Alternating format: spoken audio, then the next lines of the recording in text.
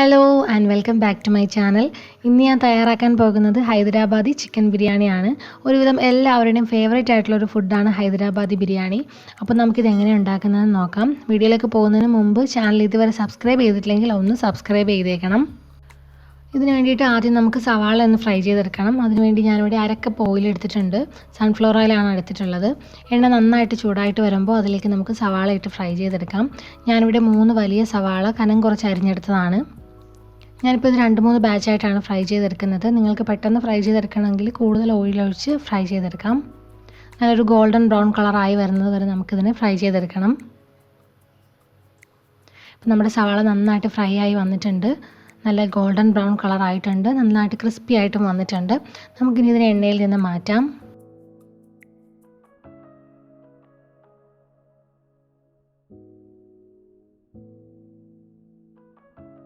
ഇതുപോലെ തന്നെ ബാക്കിയുള്ളതും കൂടി നമുക്ക് ഫ്രൈ ചെയ്തെടുക്കാം.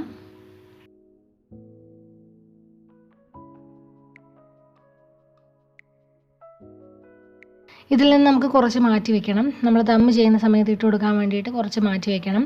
ബാക്കിയുള്ളത് നമുക്ക് ചിക്കൻ മസാലയിലേക്കാണ് ചേർത്ത് കൊടുക്കേണ്ടത്.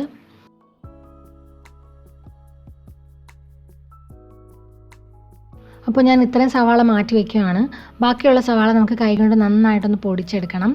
നല്ലതുപോലെ ഒന്ന് ക്രഷ് ചെയ്തെടുക്കാം. അപ്പോൾ ഈ ഒരു ബിരിയാണിയിലേക്ക് നമ്മൾ സവാള വഴറ്റിയൊന്നും ചേർക്കത്തില്ല. ഈ സവാള ഫ്രൈ ചെയ്തതാണ് ചേർത്ത് കൊടുക്കുന്നത്. അപ്പോൾ ഞാനിത് മുഴുവനായിട്ട് ക്രഷ് ചെയ്തെടുത്തിട്ടുണ്ട്. നമുക്കിനി ഇത് മാറ്റി വയ്ക്കാം. ഇനി ഇതിലേക്ക് ഞാൻ 750 ഗ്രാം ചിക്കനാണ് എടുത്തിട്ടുള്ളത്. നല്ലതുപോലെ കഴുകി വൃത്തിയാക്കി മീഡിയം വലുപ്പത്തിൽ കട്ട് ചെയ്തെടുത്തിട്ടുള്ളതാണ്. ഇതിലേക്ക് ആവശ്യത്തിനുള്ള ഉപ്പ് ചേർത്ത് കൊടുക്കാം. 1 ടേബിൾ സ്പൂൺ നാരങ്ങ നീര്, 1/4 ടീസ്പൂൺ മഞ്ഞൾപ്പൊടി, 1 ടീസ്പൂൺ മുളക് പൊടി, 1 ടീസ്പൂൺ ഗരം മസാല പൊടി, 1 ടീസ്പൂൺ സാജീരകം കൂടി ചേർത്ത് കൊടുക്കാം. അപ്പോൾ ഈ സാജീരകം ഇതിൻ്റെ ഒരു പ്രത്യേകതയാണ്. നല്ലൊരു ഫ്ലേവറാണ് ഇത് ചേർത്ത് കൊടുക്കുമ്പോൾ. ഇനി ഇതിലേക്ക് 1/2 ടീസ്പൂൺ കുരുമുളക് പൊടിയും കൂടെ ചേർത്ത് കൊടുക്കാം. ഞാനിവിടെ 2 പച്ചമുളക് നന്നായിട്ട് ചതച്ചിട്ട് ചേർത്ത് കൊടുക്കുന്നുണ്ട്. 1 ടേബിൾ സ്പൂൺ ഇഞ്ചി വെളുത്തുള്ളി പേസ്റ്റ്. ഇനി 1 കപ്പ് തൈരും കൂടി ചേർത്ത് കൊടുക്കണം.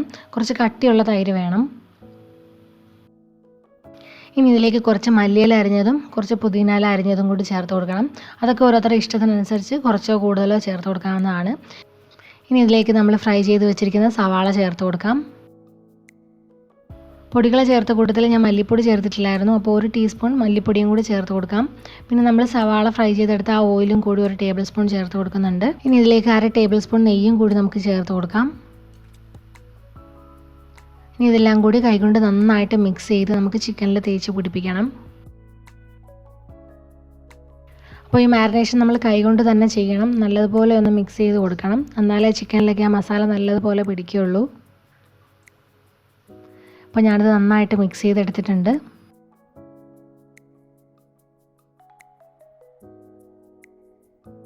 ഇതിങ്ങനെ മാരിനേറ്റ് ചെയ്ത് 2 മണിക്കൂറെങ്കിലും ഫ്രിഡ്ജിൽ വെക്കണം. അപ്പോൾ നമുക്കിത് ഫ്രിഡ്ജിൽ വെക്കാം. ഇനി നമുക്ക് ഈ ബിരിയാണിയിലേക്ക് വേണ്ട അരി ഒന്ന് സോക്ക് ചെയ്ത് വെക്കണം. വെള്ളത്തിലൊന്ന് കുതിരാനായിട്ട് വെക്കണം. ഞാനിവിടെ എടുത്തിരിക്കുന്നത് 2 കപ്പ് ബസ്മതി അരിയാണ്. അപ്പോൾ ഈ അരി നന്നായിട്ട് കഴുകിയെടുക്കണം. 3-4 പ്രാവശ്യം വെള്ളം മാറി നല്ലതുപോലെ കഴുകിയെടുക്കണം. അപ്പോൾ കുറച്ച് പഴക്കമുള്ള അരിയാണ് ഇതിന് നല്ലത്. അപ്പോൾ പുതിയ അരിയൊക്കെ ആണെങ്കിൽ പെട്ടെന്ന് തന്നെ അത് വെന്ത് കുഴഞ്ഞു പോകും. അപ്പോൾ നല്ല പഴക്കമുള്ള അരിയാണെങ്കിൽ നല്ല ടേസ്റ്റും ആയിരിക്കും. ഇപ്പോൾ ഞാനത് നല്ലതുപോലെ കഴുകി വൃത്തിയാക്കി എടുത്തിട്ടുണ്ട്. അതിൽ വെള്ളമൊക്കെ മാറ്റി എടുത്തിട്ടുണ്ട്. ഇനി കുറച്ച് വെള്ളം ഒഴിച്ച് നമുക്കിതിനെ ഒരു 30 മിനിറ്റെങ്കിലും ഒന്ന് കുതിരാനായിട്ട് മാറ്റി വയ്ക്കാം. ഇനി നമുക്ക് സാഫ്രോൺ മിൽക്ക് റെഡിയാക്കി എടുക്കാം. അപ്പോൾ അതിന് വേണ്ടിയിട്ട് 1/2 കപ്പ് ചൂട് പാലെടുത്തിട്ടുണ്ട്. ഇതിലേക്ക് കുറച്ച് കുങ്കുമപ്പൂ ഇട്ട് നമുക്ക് കുറച്ച് സമയം ഇതിനെ ഒന്ന് സോക്ക് ചെയ്ത് മാറ്റി വയ്ക്കണം. അപ്പോൾ ഇത് ബിരിയാണിക്ക് നല്ലൊരു കളറും കൊടുക്കും, നല്ലൊരു ഫ്ലേവറും ആണ്. നന്നായിട്ടൊന്ന് മിക്സ് ചെയ്തെടുത്ത് നമുക്കൊരു 15 മിനിറ്റ് മാറ്റി വയ്ക്കാം. ഇനി ഒരു വലിയ പാത്രത്തിൽ അരി വേവിച്ചെടുക്കാൻ ആവശ്യത്തിനുള്ള വെള്ളം തിളപ്പിച്ചെടുക്കണം.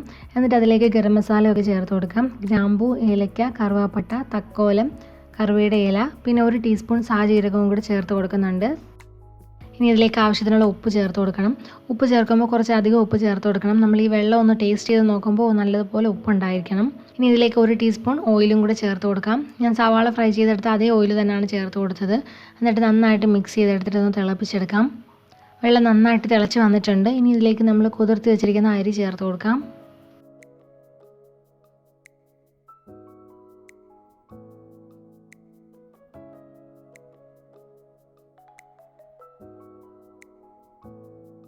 ഇനി ഇതെല്ലാം കൂടി നന്നായിട്ടൊന്ന് മിക്സ് ചെയ്തെടുത്തിട്ട് നമുക്ക് ഈ അരി വേവിച്ചെടുക്കാം.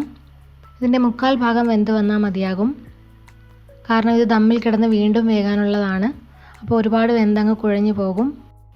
അപ്പോൾ നമുക്കിത് വെന്തോന്ന് നോക്കാം. നമ്മൾ കൈകൊണ്ട് എടുത്ത് നോക്കുമ്പോൾ അരി ഒന്ന് വെന്തിട്ടുണ്ടാകും, എങ്കിലും ഒന്ന് ഒടിഞ്ഞു പോകുന്നൊരു പരുവത്തിനാണ്. അരിയുടെ ആ ഒരു ടേസ്റ്റും ഉണ്ടാവും. ഇനി നമുക്കിത് ദമ്മാക്കാം. അപ്പോൾ അതിന് വേണ്ടിയിട്ടൊരു പാനിലേക്ക് നമുക്ക് 1 ടേബിൾ സ്പൂൺ നെയ്യ് ഒഴിച്ചു കൊടുക്കാം. ഇനി ഇതിലേക്ക് മസാല പുരട്ടി വെച്ചിരിക്കുന്ന ചിക്കൻ ഒന്ന് നിരത്തി വെച്ച് കൊടുക്കാം. അത് താഴെ ടച്ച് ചെയ്യുന്ന രീതിയിൽ വേണം വെച്ച് കൊടുക്കാൻ. എല്ലാ പീസും താഴെ മുട്ടിയിരിക്കണം. അപ്പോൾ അതുകൊണ്ട് ഇങ്ങനെ ചിക്കൻ നിരത്തി വെക്കാൻ പറ്റുന്ന പാത്രം എടുക്കാനായിട്ട് പ്രത്യേകം ശ്രദ്ധിക്കണം.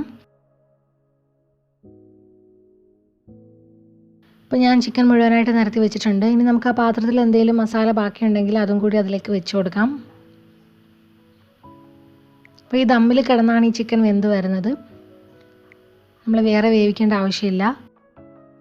ഇനി നമുക്ക് വേവിച്ച് വെച്ചിരിക്കുന്ന ആ ചോറിൽ നിന്ന് പകുതി ചേർത്ത് കൊടുക്കാം. ആദ്യത്തെ ലെയറായിട്ട് ചേർത്ത് കൊടുക്കാം. അപ്പോൾ നമ്മൾ ചോറ് ഈ വെള്ളത്തിൽ നിന്ന് കോരി നേരെ ഇട്ട് കൊടുക്കണം. അതായത് ഈ ചോറിന് നനവുണ്ടായിരിക്കണം എന്ന് കരുതി ഒരുപാട് വെള്ളം അതിലേക്ക് വീഴരുത്. ചെറിയൊരു നനവുണ്ടായാൽ മാത്രം മതി. ഇനി ഇതിലേക്ക് നമുക്ക് സാഫ്രോൺ മിൽക്ക് ഒഴിച്ചു കൊടുക്കാം. നമ്മൾ എടുത്ത് വെച്ചിരിക്കുന്ന സാഫ്രോൺ മിൽക്കിൻ്റെ പകുതി ഒഴിച്ചു കൊടുത്താൽ മതിയാവും.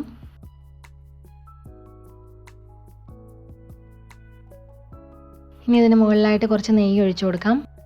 നെയ്ക്ക് പകരം ഓയിലൊന്നും ചേർക്കരുത്, നെയ്യ് തന്നെ ചേർക്കണം. എന്നാലേ ആ ഒരു ടേസ്റ്റ് കിട്ടുള്ളൂ. ഇതിന് മുകളിലായിട്ട് കുറച്ച് മല്ലിയിലയും പുതിനയിലയും അരിഞ്ഞത് ചേർത്ത് കൊടുക്കാം. നമ്മൾ ഫ്രൈ ചെയ്ത് വെച്ചിരിക്കുന്ന ആ സവാള ചേർത്ത് കൊടുക്കാം. അതിൽ നിന്ന് പകുതി ഇതിലേക്ക് ചേർത്ത് കൊടുക്കാം.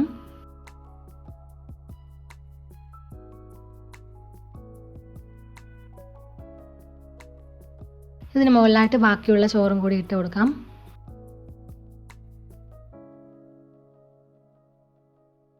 അപ്പോൾ ഞാൻ ചോറ് മുഴുവനായിട്ട് ഇട്ട് കൊടുത്തിട്ടുണ്ട്.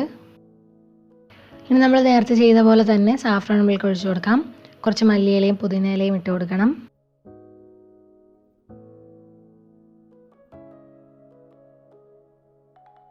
കുറച്ച് നെയ്യ് ഒഴിച്ചു കൊടുക്കണം. പിന്നെ ബാക്കിയുള്ള ഫ്രൈ ചെയ്തെടുത്ത സവാളയും കൂടി ഇട്ട് കൊടുക്കാം. ഇനി നമുക്ക് നല്ല ടൈറ്റായിട്ട് ഇത് കവർ ചെയ്തെടുക്കണം. അപ്പോൾ ഞാനിവിടെ അലൂമിനിയം ഫോയിൽ വെച്ചിട്ടാണ് കവർ ചെയ്തെടുക്കുന്നത്. നിങ്ങൾക്ക് വേണമെങ്കിൽ മൈദ കുഴച്ചെടുത്തിട്ട് അതിൻ്റെ മാവ് സൈഡിൽ ഒട്ടിച്ചിട്ട് നല്ല ടൈറ്റായിട്ട് കവർ ചെയ്തെടുക്കാം. അങ്ങനെയും ചെയ്യാം. ഞാനിവിടെ ഒരു ഫോയിൽ പേപ്പർ വെച്ചാണ് കവർ ചെയ്തെടുക്കുന്നത്. നല്ലതുപോലെ ടൈറ്റായിട്ട് കവർ ചെയ്യാൻ പ്രത്യേകം ശ്രദ്ധിക്കണം. ഒട്ടും ആവി പുറത്ത് പോകരുത്. കാരണം നമുക്കിത് ചോറും വെന്ത് വരാനുള്ളതാണ്. ചിക്കൻ ഒട്ടും വേവിച്ചിട്ടുമില്ല. അപ്പോൾ നല്ലതുപോലെ വെന്ത് വരാനുള്ളതാണ്. ഇനി നമുക്ക് ഈ പാത്രം നല്ലതുപോലെ ചൂടായ ഒരു തവയുടെ മുകളിലേക്ക് വെച്ച് കൊടുക്കാം. അടി പെട്ടെന്ന് കരിഞ്ഞു പോകാതിരിക്കാൻ വേണ്ടിയിട്ടാണ് ഇങ്ങനെ ചെയ്യുന്നത്. ഇനി ഇതൊരു 15 മിനിറ്റ് ഹൈ ഹീറ്റിലൊന്ന് കുക്ക് ചെയ്തെടുക്കണം. അത് കഴിഞ്ഞ് ലോ ഹീറ്റിൽ ഒരു 20 മിനിറ്റോ അല്ലെങ്കിൽ ഒരു 30 മിനിറ്റ് വരെ ഒന്ന് കുക്ക് ചെയ്തെടുക്കണം. അത് കഴിഞ്ഞ് നമ്മളിത് തുറക്കാതെ മാറ്റി വയ്ക്കണം. ഒരു 15 മിനിറ്റ് ഒന്ന് റെസ്റ്റ് ചെയ്യാനായിട്ട് മാറ്റി വയ്ക്കണം. അപ്പോൾ ഞാനിവിടെ 15 മിനിറ്റ് റെസ്റ്റ് ചെയ്യാനും കൂടെ മാറ്റി വെച്ചിട്ടുണ്ട്. എന്നിട്ട് നമുക്കിതൊന്ന് തുറന്ന് നോക്കാം. നമ്മുടെ ബിരിയാണി നല്ലതുപോലെ ദമ്മായി വന്നിട്ടുണ്ട്. പതുക്കെ അതൊന്ന് മിക്സ് ചെയ്തെടുക്കണം.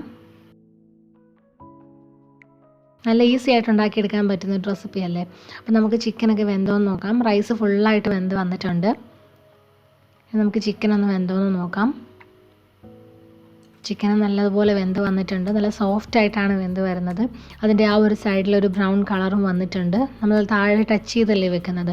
ആ ഒരു ഭാഗം നന്നായിട്ടൊരു ഗോൾഡൻ ബ്രൗൺ കളറും വന്നിട്ടുണ്ട്. നല്ല ടേസ്റ്റി ആയിട്ടുള്ള ബിരിയാണിയാണ്. എല്ലാവരും ഒന്ന് ട്രൈ ചെയ്ത് നോക്കണം. നിങ്ങൾക്ക് ഇന്നത്തെ റെസിപ്പി ഇഷ്ടമായെന്ന് വിചാരിക്കുന്നു. വീഡിയോ ഇഷ്ടമായാൽ ലൈക്ക് ചെയ്യാൻ മറക്കരുത്. അതുപോലെ കമൻറ്റ് ബോക്സിൽ നിങ്ങളുടെ അഭിപ്രായങ്ങളൊക്കെ അറിയിക്കണം. വീഡിയോ സബ്സ്ക്രൈബ് ചെയ്യാതെയാണ് കാണുന്നതെങ്കിൽ ഒന്ന് സബ്സ്ക്രൈബ് ചെയ്തേക്കണം. പുതിയൊരു റെസിപ്പിയുമായിട്ട് വീണ്ടും കാണാം. Thank you for watching. By.